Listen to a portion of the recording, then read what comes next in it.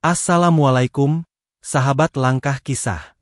Sebelum kita mulai, mari kita bersama-sama mengucapkan sholawat kepada baginda Rasulullah. Semoga dengan itu hati kita semakin tenang dan penuh berkah.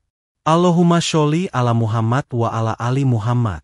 Sebelum kita melanjutkan, jangan lupa untuk klik tombol subscribe dan aktifkan lonceng notifikasi agar kamu tak ketinggalan cerita-cerita menarik lainnya hanya di Langkah Kisah.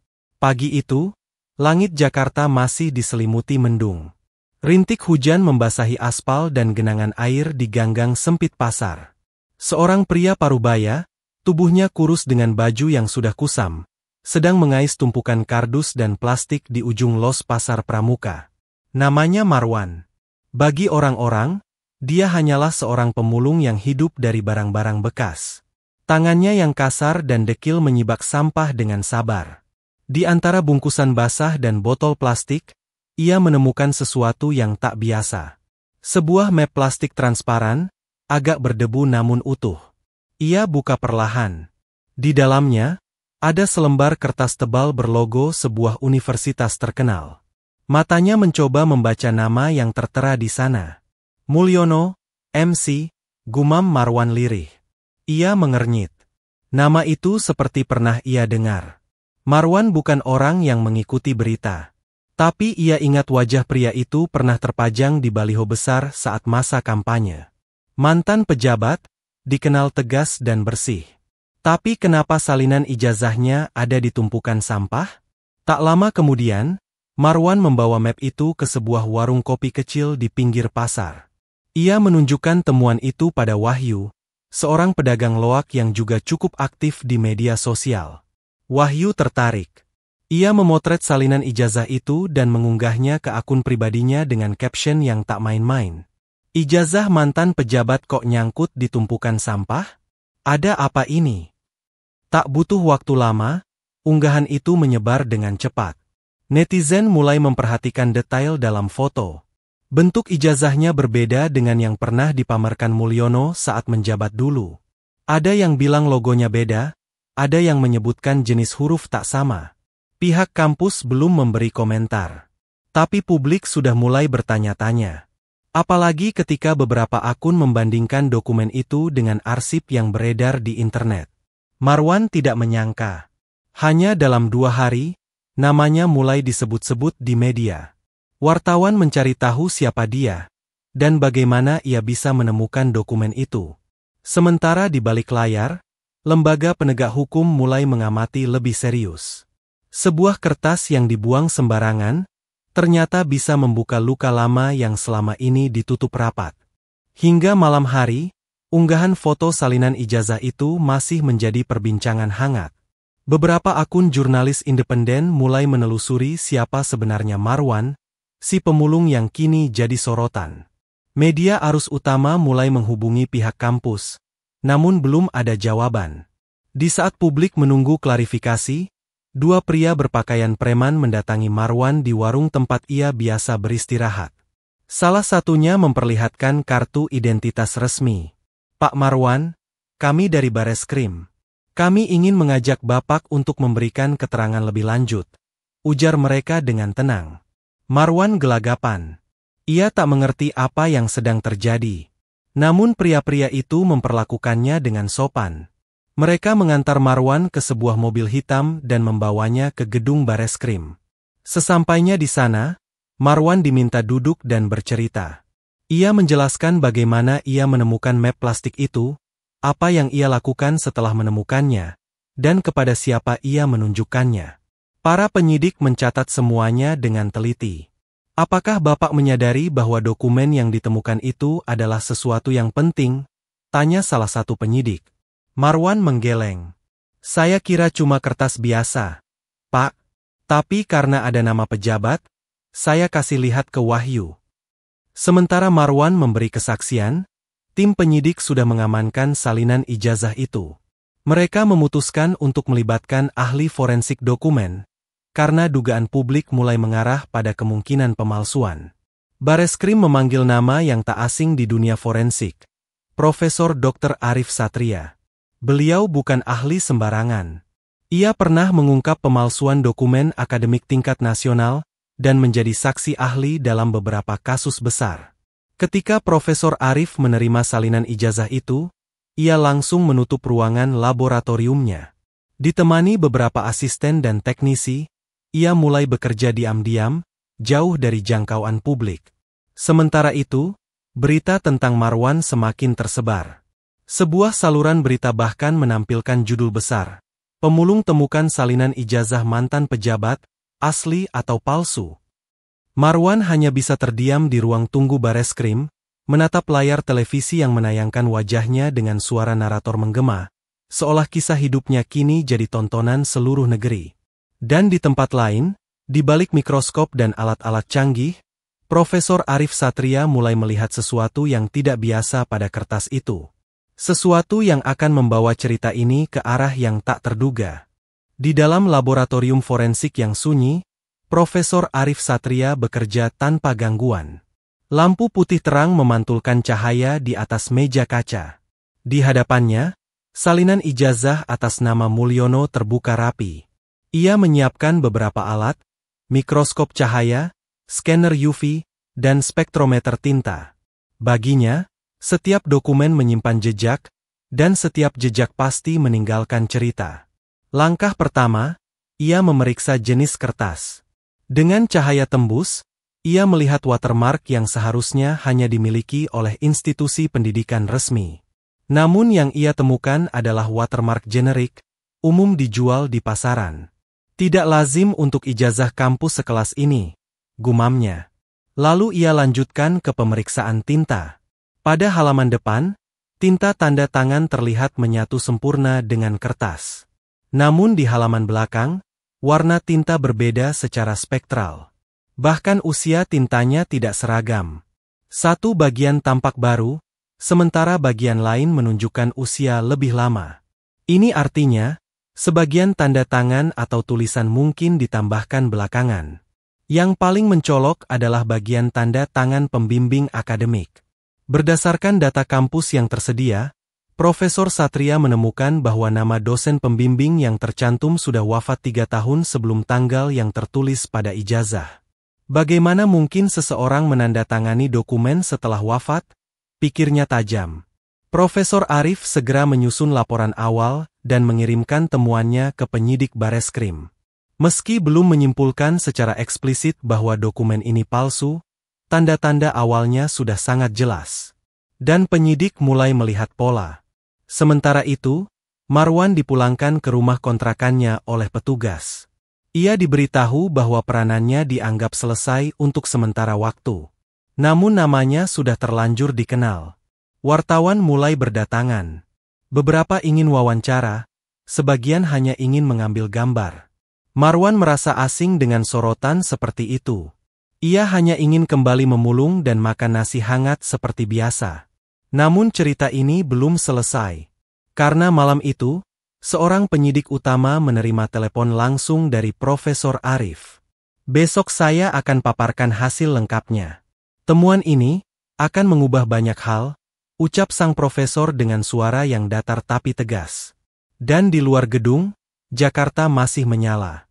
Tapi di dalam hati banyak orang, sebuah tanya besar mulai bergema. Siapa yang sebenarnya berdiri di balik selembar kertas yang tampak sah, namun menyimpan kepalsuan yang sistematis? Pagi itu, suasana di gedung Bareskrim berbeda dari biasanya. Wartawan dari berbagai media nasional sudah berkumpul sejak matahari belum tinggi. Kamera disiapkan, mikrofon diarahkan, dan wajah-wajah penuh tanya menghiasi ruangan konferensi. Mereka semua menanti satu hal, pernyataan resmi dari ahli forensik dokumen, Profesor Dr. Arif Satria. Tepat pukul 9, pintu ruangan terbuka. Profesor Arif melangkah masuk dengan tenang.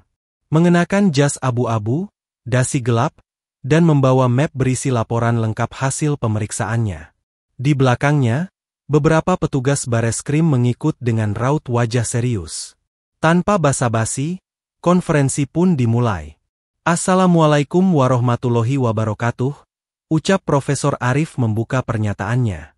"Hari ini, saya akan menyampaikan hasil pemeriksaan terhadap salinan ijazah atas nama Mulyono yang ditemukan oleh seorang warga di Pasar Pramuka. Ia membuka lembar demi lembar hasil analisis, lalu menjelaskan dengan bahasa teknis yang disederhanakan agar mudah dipahami. Pertama, jenis kertas yang digunakan tidak sesuai dengan standar institusi pendidikan yang sah pada tahun terbitnya ijazah tersebut. Yang kedua, tinta yang digunakan pada beberapa bagian dokumen menunjukkan usia berbeda. Artinya, proses penandatanganan tidak dilakukan secara bersamaan. Bahkan ada indikasi penambahan elemen di waktu berbeda. Ruangan mulai riuh. Beberapa wartawan mencatat cepat, sebagian lain mulai mengangkat tangan, tapi Profesor Arif melanjutkan. Yang paling serius adalah temuan kami mengenai tanda tangan dosen pembimbing. Berdasarkan data akademik yang kami peroleh, dosen yang tercantum telah wafat sebelum tanggal dokumen ini dikeluarkan.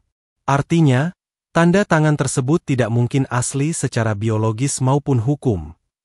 Ia lalu menutup pernyataannya dengan kalimat yang membuat ruang konferensi terdiam. Berdasarkan keseluruhan temuan, maka dapat disimpulkan bahwa salinan ijazah ini tidak memenuhi standar autentikasi dokumen akademik dan kuat dugaan merupakan hasil pemalsuan. Seketika, kilatan kamera memenuhi ruangan. Wartawan berebut menyampaikan berita tercepat ke redaksi masing-masing. Nama Mulyono kembali meledak di layar kaca, tapi kali ini bukan sebagai pembicara integritas, melainkan sebagai pihak yang dokumennya sedang diperiksa validitasnya. Di luar gedung Bareskrim, masyarakat mulai bertanya lebih dalam.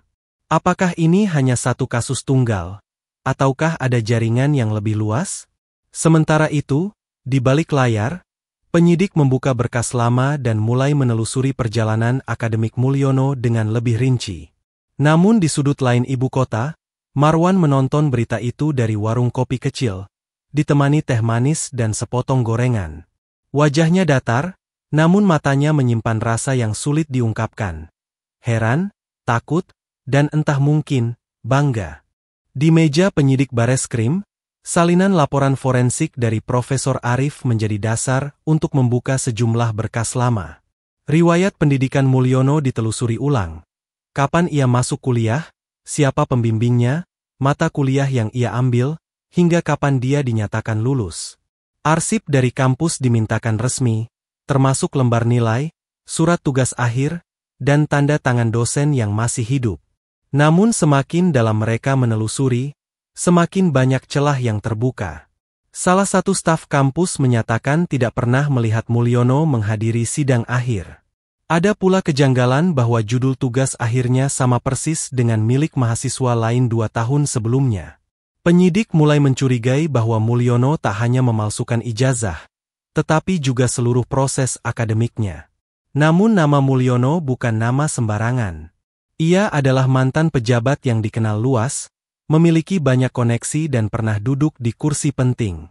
Maka langkah selanjutnya harus penuh kehati-hatian. Di tengah penyidikan yang mendalam, publik semakin gaduh.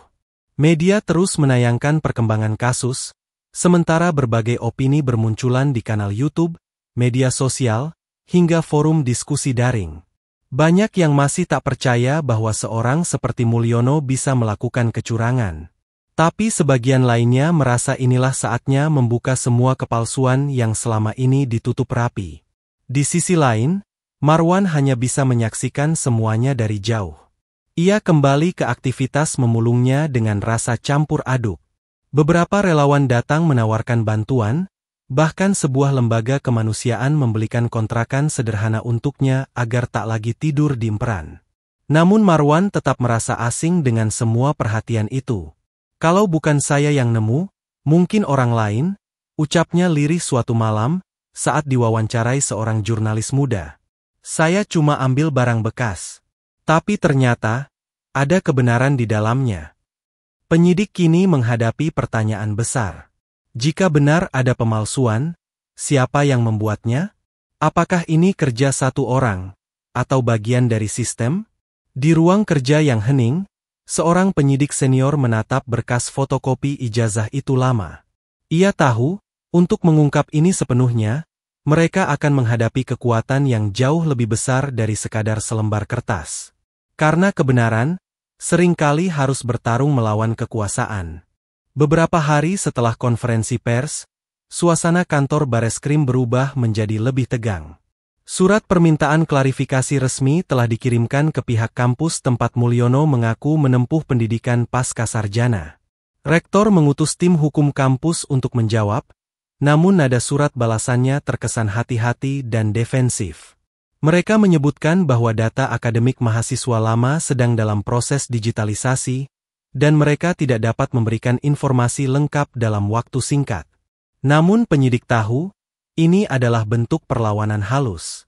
Waktu sedang dimainkan. Di sisi lain, tekanan dari publik semakin besar.